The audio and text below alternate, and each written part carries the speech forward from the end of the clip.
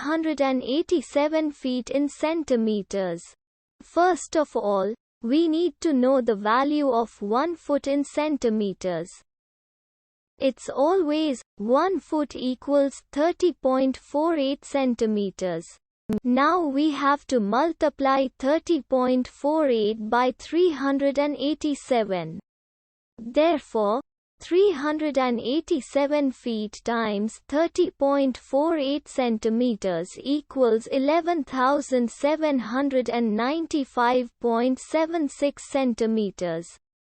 So, in other words, 387 feet equals 11,795.76 centimeters. We hope you have enjoyed this video. Please like and subscribe to our channel for more videos like this.